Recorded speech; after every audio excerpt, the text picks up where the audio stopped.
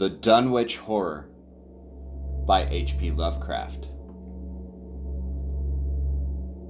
Gorgons and hydras and chimeras, dire stories of Kaleno and the Harpies, may reproduce themselves in the brain of superstition, but they were there before.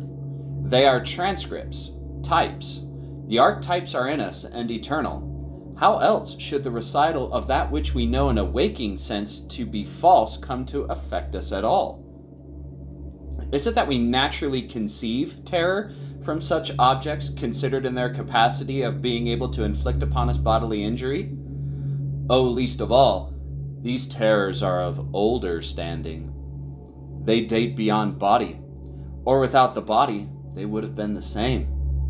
That the kind of fear here treated is purely spiritual, that it is strong in proportion as it is objectless on earth, that it predominates in the period of our sinless infancy, are difficulties the solution of which might afford some probable insight into our ante-mundane condition, and a peep at least into the shadowland of pre-existence. Charles Lamb, Witches and Other Night Fears. 1. When a traveler in north-central Massachusetts takes the wrong fork at the junction of the Aylesbury Pike just beyond Dean's Corners, he comes upon a lonely and curious country. The ground gets higher, and the briar-boarded stone walls press closer and closer against the ruts of the dusty, curving road. The trees of the frequent forest belts seem too large, and the wild weeds, brambles, and grasses attain a luxuriance not often found in settled regions. At the same time, the planted fields appear singularly few and barren, while the sparsely scattered houses wear a surprisingly uniform aspect of age, squalor, and dilapidation. Without knowing why, one hesitates to ask directions from the gnarled, solitary figures spied now and then on crumbling doorsteps or on the sloping rock-strewn meadows.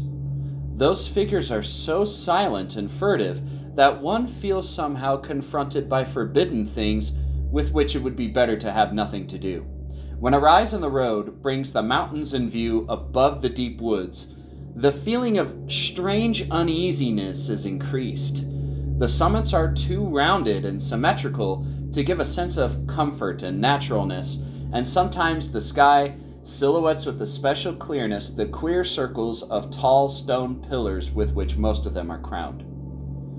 Gorges and ravines of problematical depth intercept the way, and the crude wooden bridges always seem of dubious safety. When the road dips again, there are stretches of marshland that one instinctively dislikes, and indeed almost fears at evening when unseen whippoorwills chatter and the fireflies come out in abnormal profusion to dance to the raucous, creepily insistent rhythms of stridently piping bullfrogs.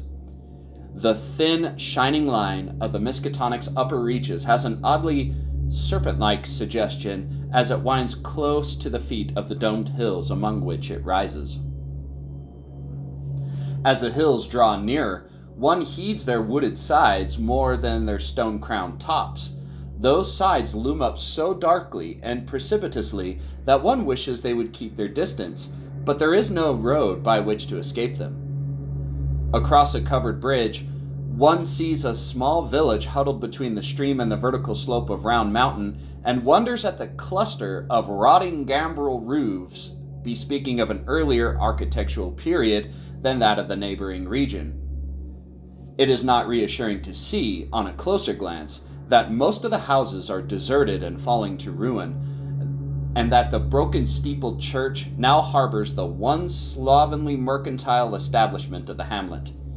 One dreads to trust the tenebrous tunnel of the bridge, yet there is no way to avoid it. Once across, it is hard to prevent the impression of a faint, malign odor about the village street, as of the massed mold and decay of centuries. It is always a relief to get clear of the place and to follow the narrow road around the base of the hills and across the level country beyond until it rejoins the Aylesbury Pike. Afterward, one sometimes learns that one has been through Dunwich. Outsiders visit Dunwich as seldom as possible, and since a certain season of horror, all signboards pointing toward it have been taken down. The scenery, judged by any ordinary aesthetic canon, is more than commonly beautiful, yet there is no influx of artists or summer tourists. 2 centuries ago, when talk of witch blood, Satan worship, and strange forest presences was not laughed at, it was the custom to give reasons for avoiding the locality. In our sensible age, since the Dunwich Horror of 1928 was hushed up by those who had the town's, and the world's, welfare at heart, people shun it without knowing exactly why. Perhaps one reason, though it cannot apply to uninformed strangers, is that the natives are now repellently decadent, having gone far along that path of retrogression so common in many New England backwaters. They have come to form a race by themselves, with the well-defined mental and physical stigmata of degeneracy and inbreeding. The average of their intelligence is woefully low, whilst their annals reek of overt viciousness and of half-hidden murders, incests, and deeds of almost unnameable violence and perversity. The old gentry, representing the 2 or 3 armigerous families which came from Salem in 1692, have kept somewhat above the general level of decay, though many branches are sunk into the sordid populace so deeply that only their names remain as a key to the origin they disgrace. Some of the Watleys and Bishops still send their eldest sons to Harvard and Miskatonic, though those sons seldom return to the moldering gambrel roofs under which they and their ancestors were born. No one, even those who have the facts concerning the recent horror, can say just what is the matter with Dunwich, though old legends speak of unhallowed rites and conclaves of the Indians, amidst which they called the forbidden shapes of shadow out of the great rounded hills, and made wild orgiastic prayers that were answered by loud crackings and rumblings from the ground below. In 1747, the Reverend Abijah Hoadley, newly come to the Congregational Church at Dunwich Village, preached a memorable sermon on the close presence of Satan and his imps, in which he said, "It must be allowed that these blasphemies of an infernal train of demons are matters of too common knowledge to be denied. The cursed voices of Azazel and Buzrael, of Beelzebub and Belial, being heard now from underground by above a score of credible witnesses now living. I myself did not more than a fortnight ago catch a very plain discourse of evil powers in the hill behind my house, wherein there were a rattling and rolling, groaning, screeching, and hissing, such as no things of this earth could raise up, and which must needs have come from those caves that only black magic can discover, and only the devil unlock." Mr. Hoadley disappeared soon after delivering this sermon, but the text, printed in Springfield, is still extant. Noises in the hills continue to be reported from year to year, and still form a puzzle to geologists and physiographers. Other traditions tell of foul odors near the hill-crowning circles of stone pillars, and of rushing airy presences to be heard faintly at certain hours from stated points at the bottom of the great ravines, while others try to explain the Devil's Hop Yard, a bleak, blasted hillside where no tree, shrub, or grass blade will grow. Then, too, the natives are mortally afraid of the numerous whippoorwills which grow vocal on warm nights. It is vowed that the birds are psychopomps, lying in wait for the souls of the dying, and that they time their eerie cries in unison with the sufferer's struggling breath. If they can catch the fleeing soul when it leaves the body, they instantly flutter away, chittering in demoniac laughter, but if they fail, they subside gradually into a disappointed silence. These tales, of course, are obsolete and ridiculous, because they come down from very old times. Dunwich is indeed ridiculously old, older by far than any of the communities within 30 miles of it.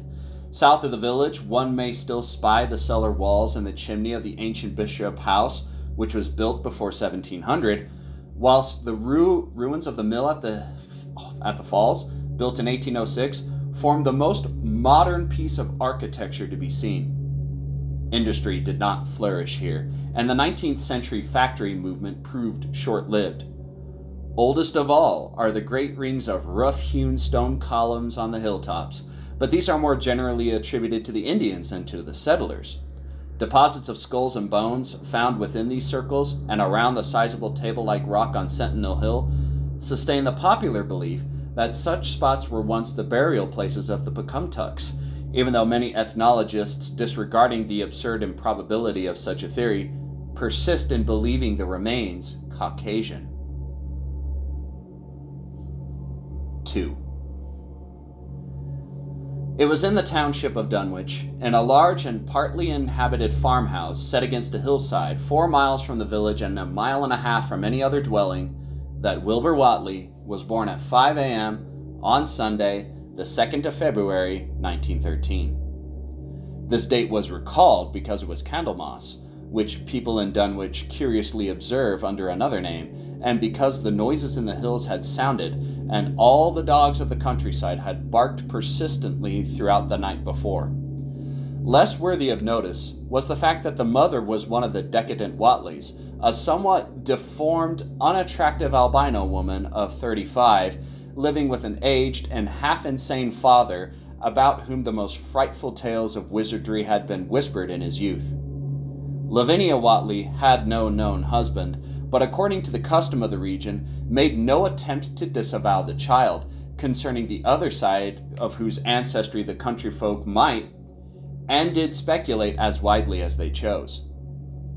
On the contrary, she seemed strangely proud of the dark, goatish-looking infant who formed such a contrast to her own sickly and pink-eyed albinism, and was heard to mutter many curious prophecies about its unusual powers and tremendous future.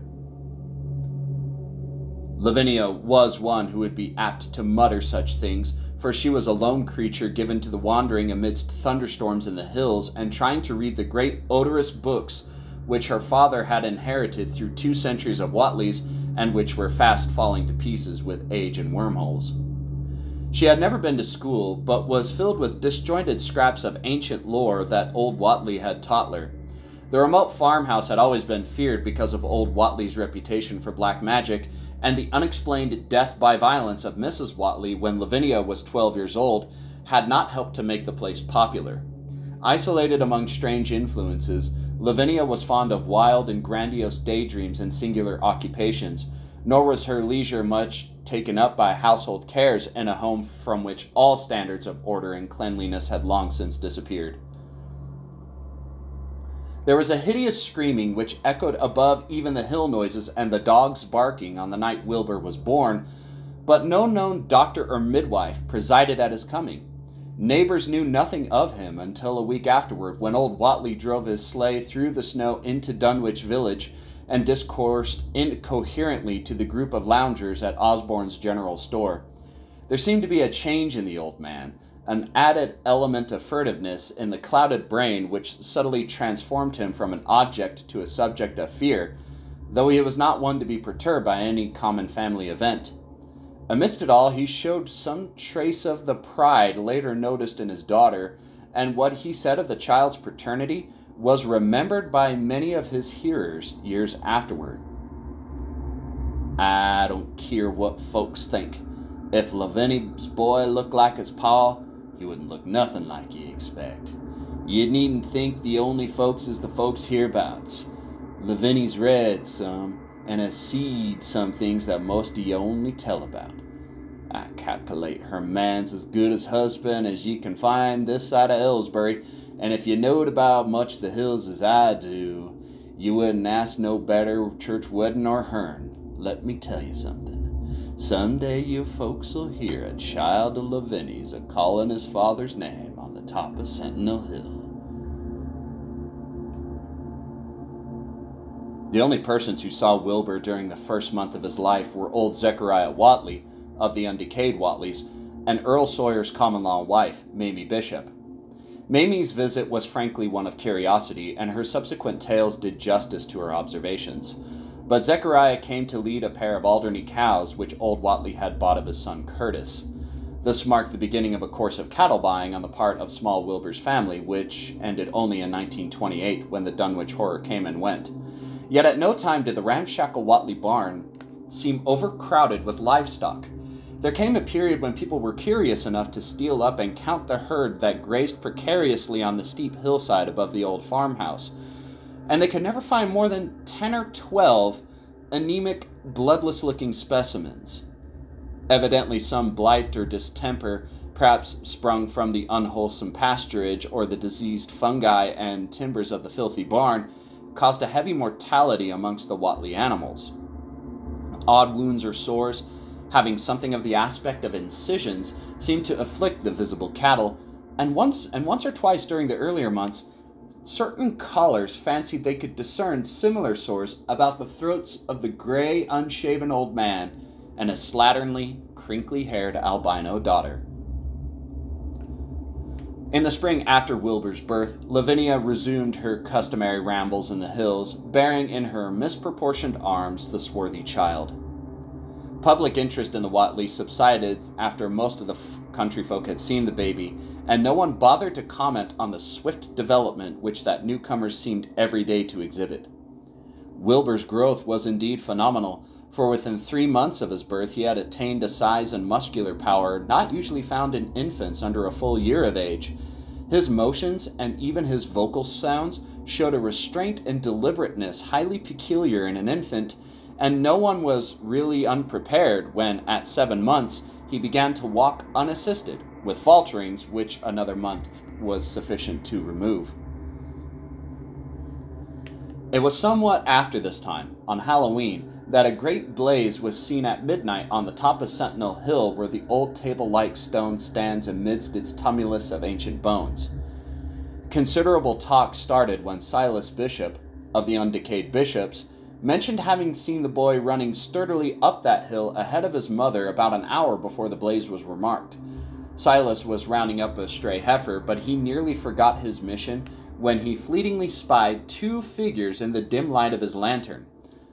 They darted almost noiselessly through the underbrush, and the astonished watcher seemed to think they were entirely unclothed.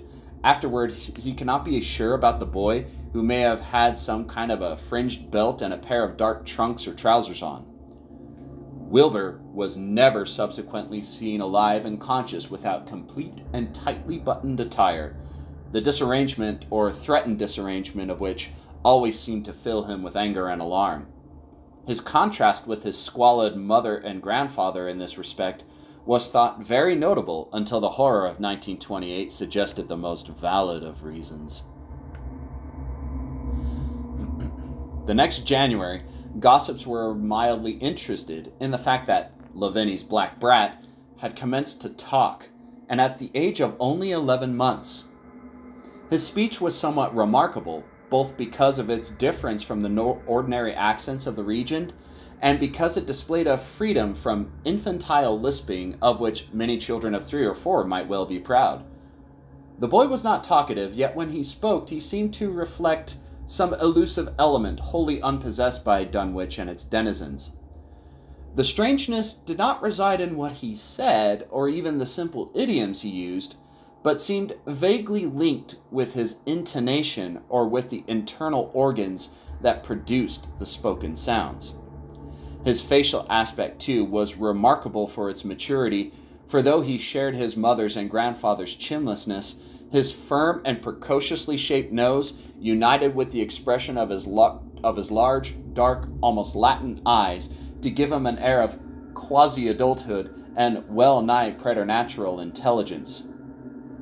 He was, however, exceedingly ugly, despite his appearance of brilliancy, there being something almost goatish or animalistic about his thick lips, large, pored, yellowish skin, coarse, crinkly hair, and oddly elongated ears. He was soon disliked even more decidedly than his mother and grandsire, and all conjectures about him were spiced with references to bygone magic of old Whatley, and how the hills once shook when he shrieked the dreadful name of Yog Sothoth in the midst of a circle of stones with the great book open in his arms before him. Dogs abhorred the boy, and he was always obliged to take various defensive measures against their barking menace.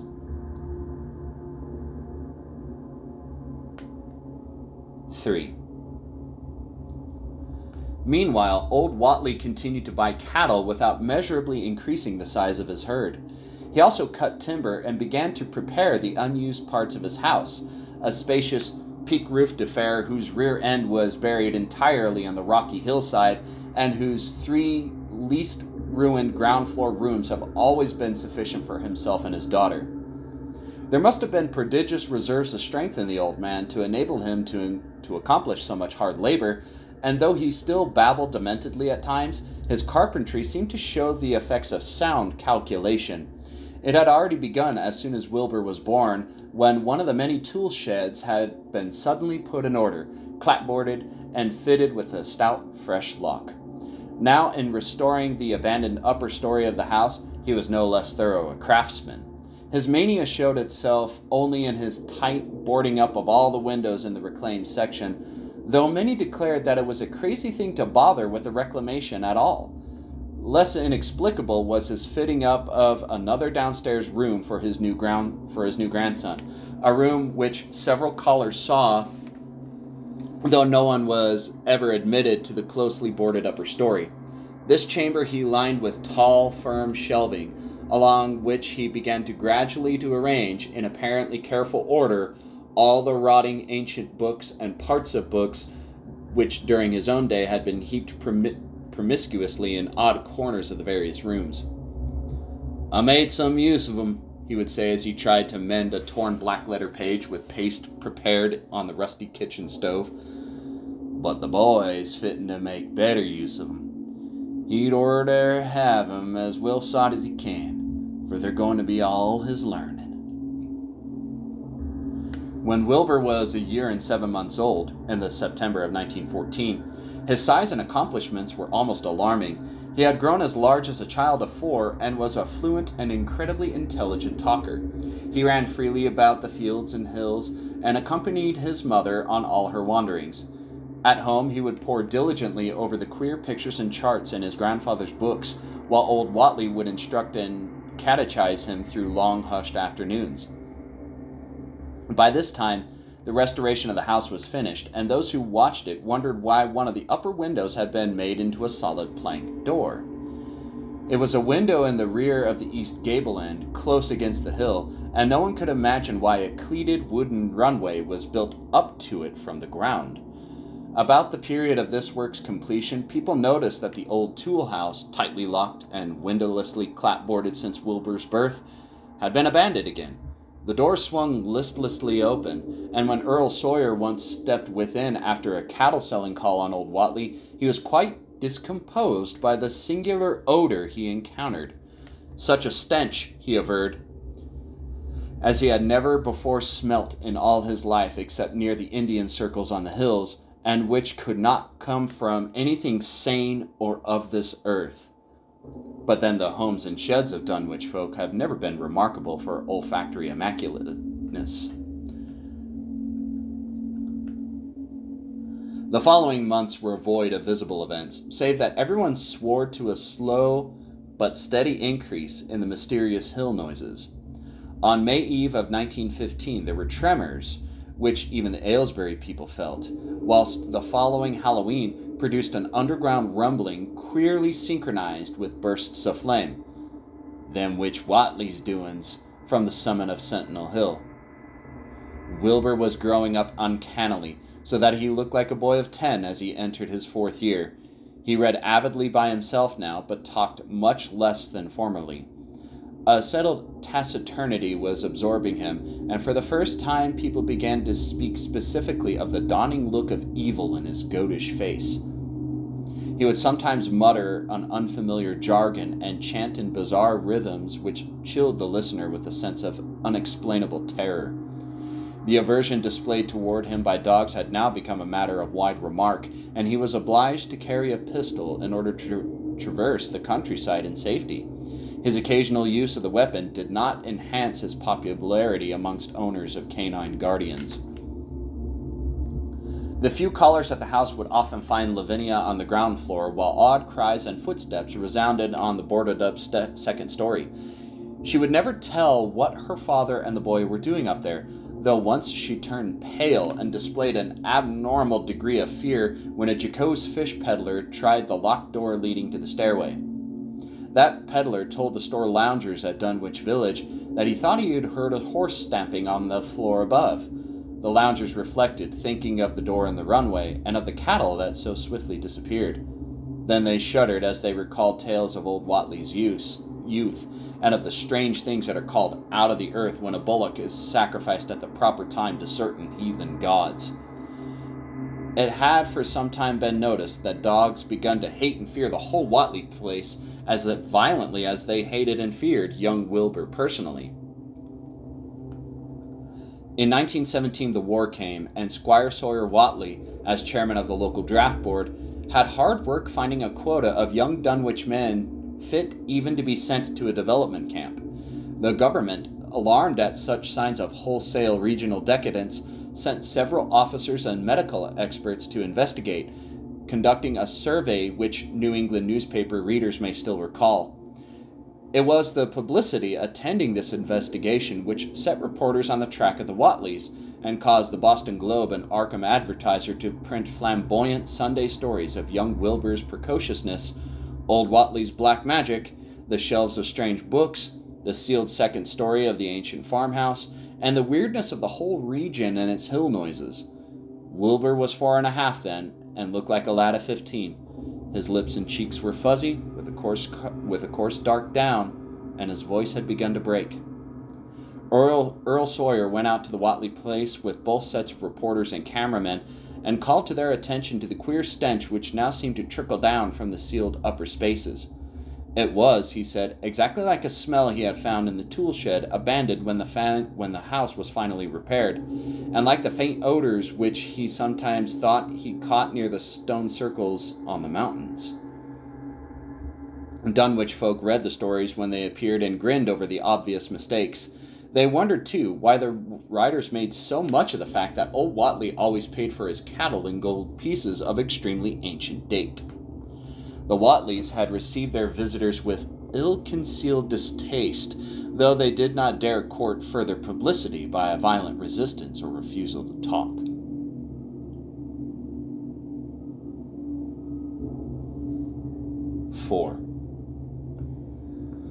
For a decade, the annals of the Whatleys sink indistinguishably into the general life of a morbid community used to their queer ways and hardened to their May Eve and All Hallows orgies.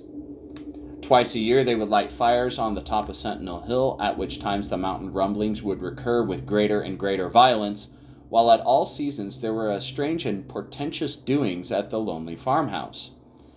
In the course of time, callers professed to hear sounds in the sealed upper story, even when all the family were downstairs, and they wondered how swiftly or how lingeringly a cow or bullock was usually sacrificed. There was a talk of a complaint to the Society for the Prevention of Cruelty to Animals, but nothing ever came of it, since Dunwich folk are never anxious to call the outside world's attention to themselves. About 1923, when Wilbur was a boy of 10 whose mind, voice, stature, and bearded face gave all the impressions of maturity, a second great siege of carpentry went on in the old house. It was all inside the sealed upper part, and from the bits of discarded lumber, people concluded that the youth and his grandfather had knocked out all the partitions and even removed the attic floor, leaving only one vast open void between the ground story and the peaked roof. They had torn down the great central chimney, too, and fitted the rusty range with a flimsy outside tin stovepipe. In the spring after this event, old Whatley noticed the growing number of whippoorwills that would come out of the Cold Spring Glen to chirp under his window at night. He seemed to regard the circumstance as one of great significance, and told the loungers at Osborne's that he thought his time had almost come. "They whistle just in tune with my breathing now," he said, "and I guess they're getting ready to catch my soul. They know it's a-going out, and I don't calculate to miss it. You'll know, boys, after I'm gone, whether they get me or not. If they do, they'll keep a-singing and laughing till the break of day. If they don't, they'll kinder quiet down like. I expect them and the souls they hunts for have some pretty tough tussles sometimes. On Lammas Night 1924, Dr. Houghton of Aylesbury was hastily summoned by Wilbur Whatley, who had lashed his one remaining horse through the darkness and telephoned from Osborne's in the village.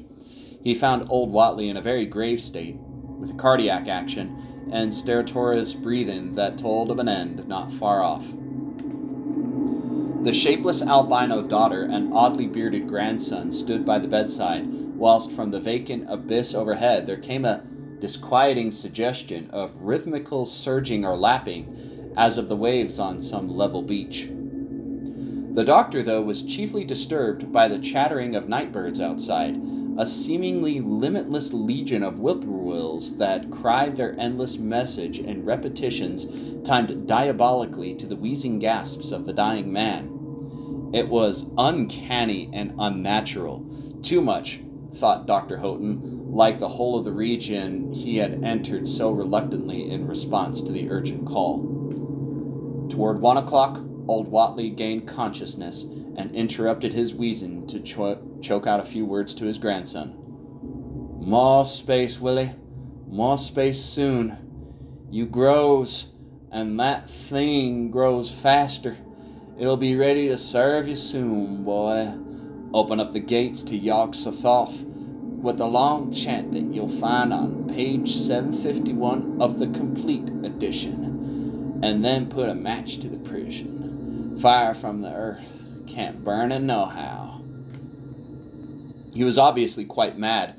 After a pause, during which the flock of whippoorwills outside adjusted their cries to the altered tempo, while some indications of the strange hill noises came from afar off, he added another sentence or two. "Feed it reg'lar, Willie, and mind the quantity, but don't let it grow too fast for the place, for if it bursts, quarters or gets out before you opens to Yog-Sothoth, it's all over no use. Only them from beyond can make it multiply and work.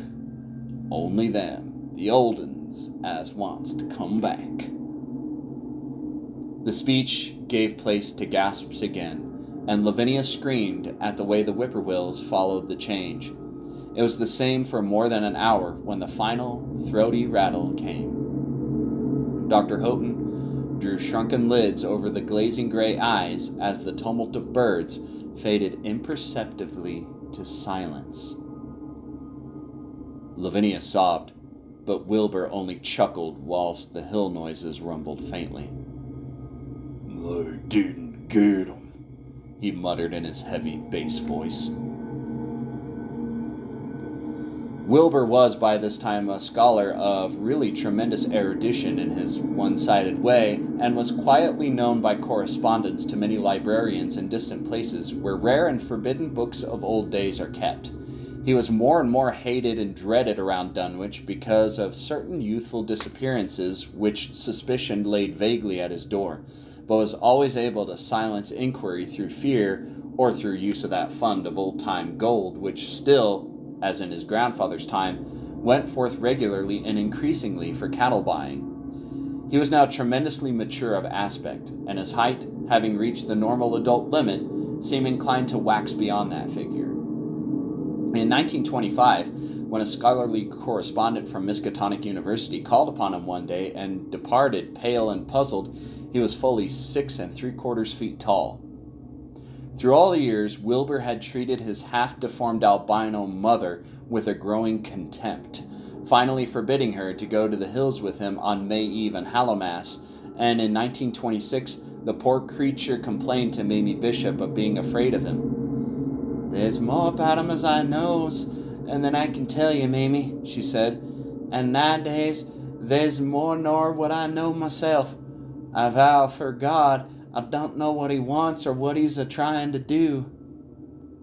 That Halloween, The hill noises sounded louder than ever, and fire burned on Sentinel Hill as usual, but people paid more attention to the rhythmical screaming of vast flocks of unnaturally belated whippoorwills, which seemed to be assembled near the unlighted Whatley farmhouse.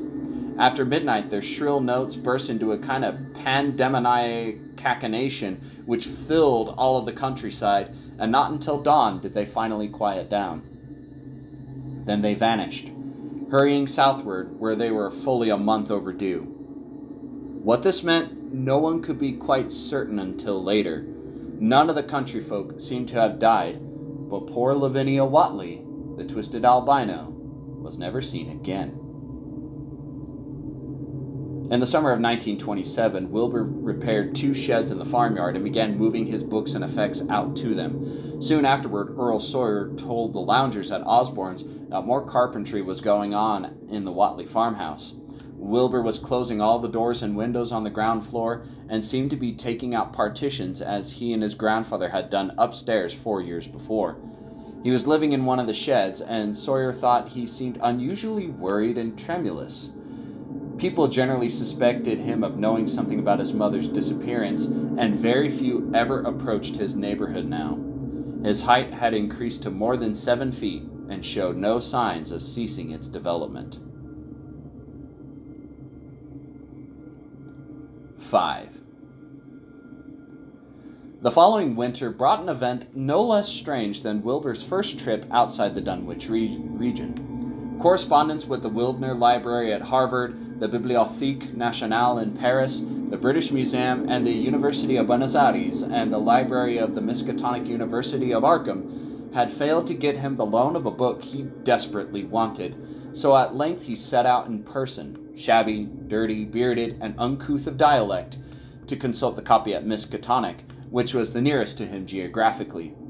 Almost 8 feet tall and carrying a cheap new valise from Osborne's general store, this dark and goatish gargoyle appeared one day in Arkham in quest of the dreaded volume kept under lock and key at the college library, the hideous Necronomicon of the mad Arab Abdul al-Hazred in Aulus Wormius's Latin version, as printed in Spain in the 17th century. He had never seen a city before, but had thought to save to find his way to the university grounds, where indeed he passed heedlessly by the great-fanged watchdog that barked with unnatural fury and enmity and tugged frantically at its stout chain. Wilbur had with him the priceless but imperfect copy of Dr. Dee's English version, which his grandfather had bequeathed him, and upon receiving access to the Latin copy, he at once began to collate the 2 texts with the aim of discovering a certain passage which would have come on the 751st page of his own defective volume. This much he could not civilly refrain from telling the librarian, the same erudite Henry Armitage, A.M. Miskatonic, Ph.D. Princeton, Lit. D. Johns Hopkins, who had once called at the farm and who now politely plied him with questions. He was looking, he had to admit, for a kind of formula or incantation containing the frightful name Yog-Sothoth, and it puzzled him to find discrepancies, duplications, and ambiguities which made the matter of determination far from easy. As he copied the formula he finally chose, Dr. Armitage looked involuntarily over his shoulder at the open pages, the left-hand one of which, in the Latin version, contained such monstrous threats to the peace and sanity of the world. Nor is it to be thought, ran the text as Armitage mentally translated it, that man is neither the oldest or the last of earth's masters, or that the common bulk of life and substance walks alone. The old ones were, the old ones are, and the old ones shall be, not in the spaces we know, but between them. They walk serene and primal, undimensioned, and to us unseen. Yog-Sothoth knows the gate. Yog-Sothoth is the gate. Yog-Sothoth is the key and guardian of the gate. Past, present, future, all are one in Yog-Sothoth.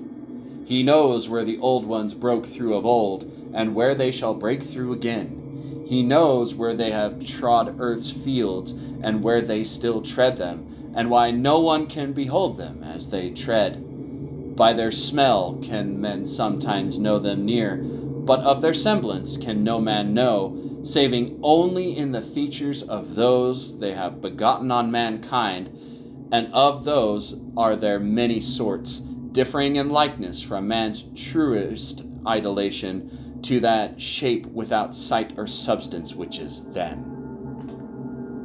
They walk unseen and foul in lonely places where the words have been spoken, and the rites howl through at their seasons. The wind gibbers with their voices, and the earth mutters with their consciousness. They bend the forest and crush the city, yet may not forest or city behold the hand that smites. Kadath in the cold waste hath known them, and what man knows Kadath? The ice desert of the south and the sunken isles of ocean hold stones whereon their seal is engraven. But who hath seen the deep frozen city, or the sealed tower long garlanded with seaweed and barnacles? Great Cthulhu is their cousin, yet can he spy them only dimly. La, Shub-Nigroth, as a foulness shall ye know them. Their hand is at your throats, yet ye see them not, and their habitation is even one with your guarded threshold. Yog-Sothoth is the key to the gate whereby the spheres meet. Man rules now where they ruled once. They shall soon rule where man rules now. After summer is winter, and after winter summer. They wait patient and potent, for here shall they reign again. Dr. Armitage associated what he was reading with that of what he heard of Dunwich and its brooding presences, and of Wilbur Whately and his dim, hideous aura that stretched from a dubious birth to a cloud of probable matricide, felt a wave of fright as tangible as a draught of the tomb's cold clamminess. The bent, goatish giant before him seemed like the spawn of another planet or dimension, like something only partly of mankind, and linked to the black gulfs of essence and entity that stretch like titan phantasms beyond all spheres of force and matter, space and time. Presently, Wilbur raised his head and began speaking in that strange, resonant fashion which hinted at sound-producing organs unlike the run of mankind's. Dr. Armitage, he said, I calculate I've got to take that book home. There's things in it that I've got to try under certain conditions that I can't get here, and it'd be a mortal sin to let a red tape rule hold me up. Let me take it along, sir, and I swear they won't nobody know the difference. I don't need to tell you I'll take good care of it, and if you want me this copy in the shape it is. He stopped as he saw firm denial on the librarian's face, and his own goatish features grew crafty. Armitage, half ready to tell him he might make a copy of the parts that he needed, thought suddenly of the possible consequences and checked himself.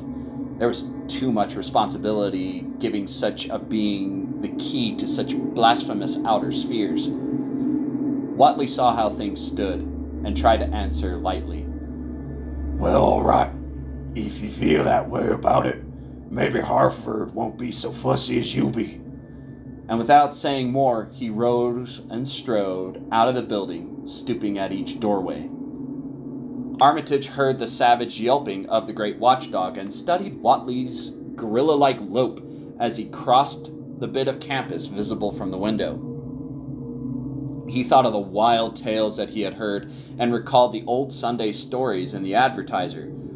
These things and the lore he had picked up from Dunwich rustics and villagers during his one visit there. Unseen things not of Earth, or at least not of tridimensional Earth, rushed fetid and horrible through New England's glens, and brooded obscenely on the mountaintops. Of this he had long felt certain. Now he seemed to sense the close presence of some terrible part of the intruding horror, and to glimpse a hellish advance on the black dominion of the ancient and once passive nightmare.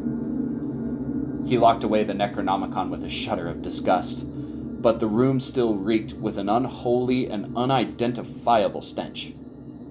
"As a foulness shall ye know them," he quoted. Yes, the odor was the same as that which had sickened him in the Whatley farmhouse less than 3 years before. He thought of Wilbur, goatish and ominous, once again, and laughed mockingly at the village rumors of his parentage. "Inbreeding?" Armitage muttered half aloud to himself. "Great God, what simpletons! Show them Arthur McCain's great god Pan, and they'll think it a common Dunwich scandal. But what thing, what cursed, shapeless influence on or off this three-dimension earth was Wilbur Whatley's father? Born on Candlemas, 9 months after May Eve of 1912, when the talk about the queer earth noises reached clear to Arkham, what walked on the mountains of that May night? What rude mass horror fastened itself on the world in half-human flesh and blood?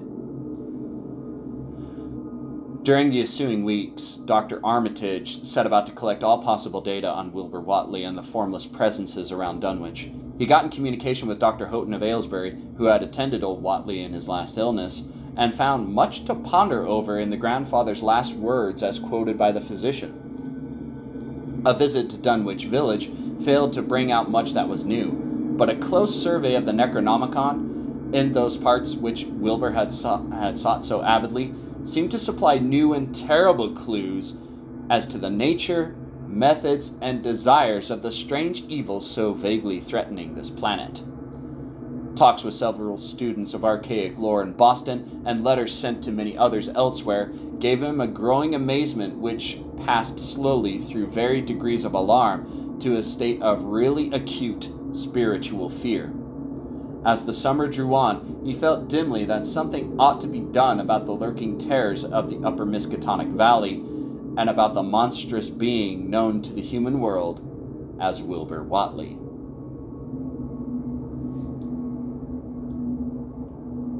(6) The Dunwich Horror itself came between Lammas and the equinox in 1928, and Dr. Armitage was among those who witnessed its monstrous prologue. He had heard, meanwhile, of Whatley's grotesque trip to Cambridge, and of his frantic efforts to borrow or copy from the Necronomicon at the Widener Library. Those efforts had been in vain, since Armitage had issued warnings of the keenest intensity to all librarians having charge of the dreaded volume. Wilbur had been shockingly nervous at Cambridge, anxious for the book, yet almost equally anxious to get home again, as if he feared the results of being away too long. Early in August, the half-expected outcome developed, and in the small hours of 3, Dr. Armitage was awakened wildly by the wild, fierce cries of the savage watchdog in the college campus. Deep and terrible, the snarling, half-mad growls and barks continued, always in mounting volume, but with hideously significant pauses. Then there rang out a scream from a wholly different throat, such a scream as roused half the sleepers of Arkham and haunted their dreams ever afterward. Such a scream as could come from no being born of earth, or wholly of earth.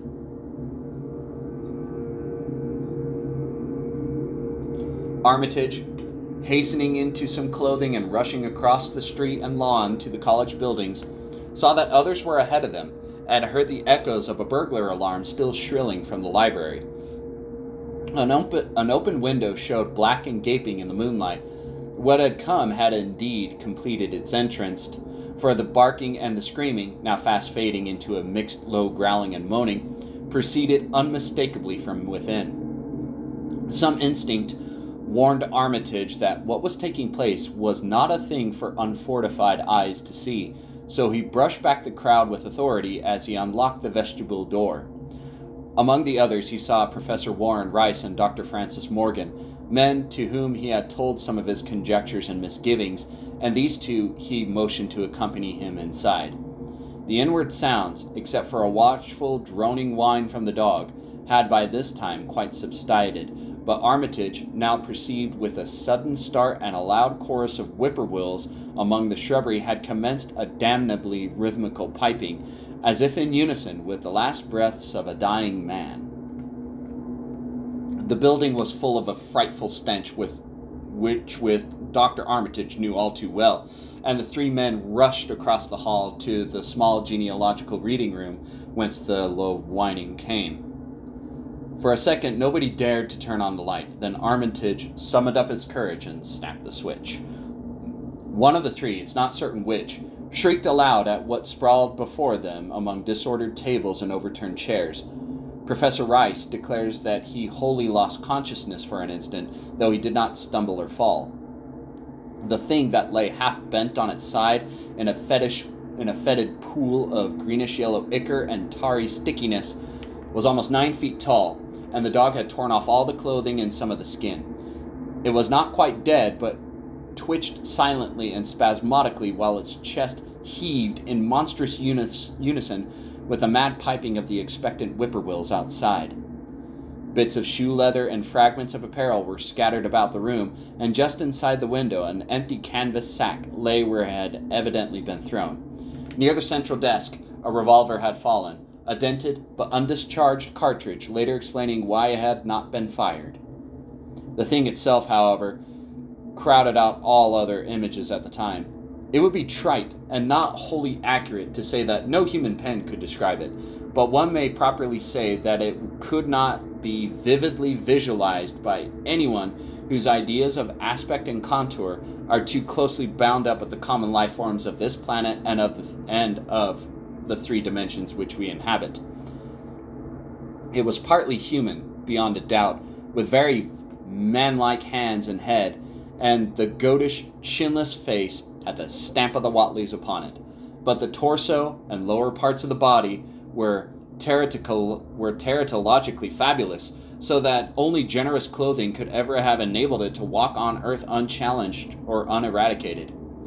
Above the waist it was semi-anthropomorphic, though its chest, where the dog's rending paws still rested watchfully, had the leathery, reticulated hide of a crocodile or alligator.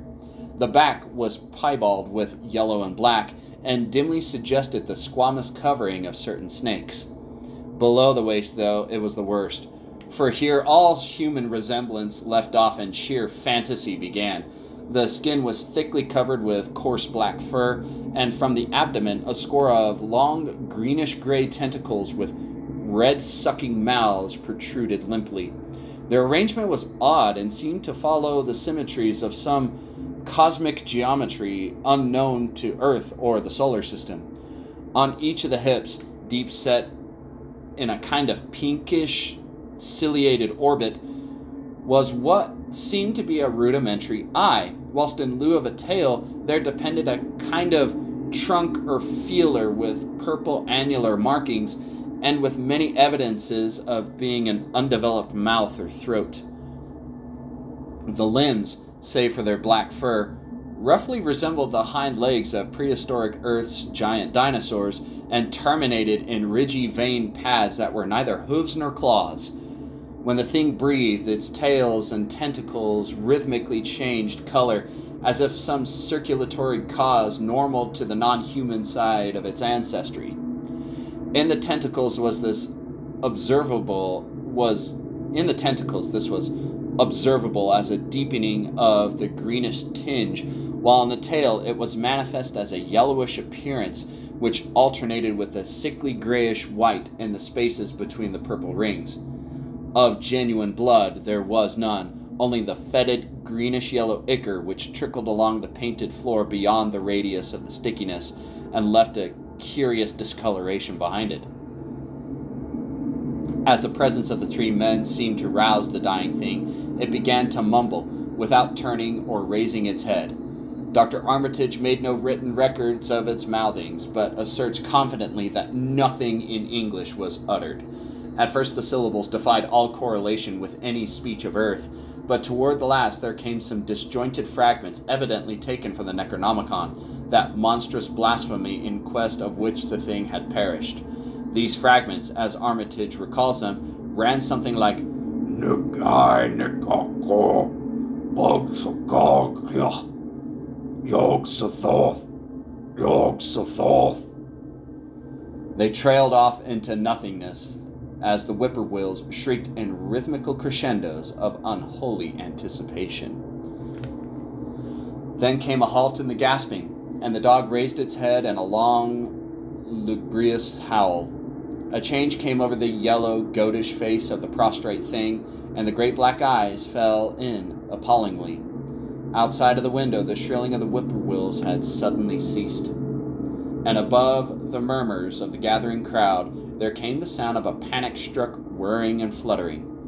Against the moon, vast clouds of feathery watchers rose and raced from sight, frantic at that which they had sought for prey. All at once, the dog started up abruptly, gave a frightened bark, and leaped nervously out of the window by which it had entered. A cry rose from the crowd, and Dr. Armitage shouted to the men outside that no one must be admitted till the police or medical examiner came. He was thankful that the windows were just too high to permit peering in, and drew the dark curtains carefully down over each one.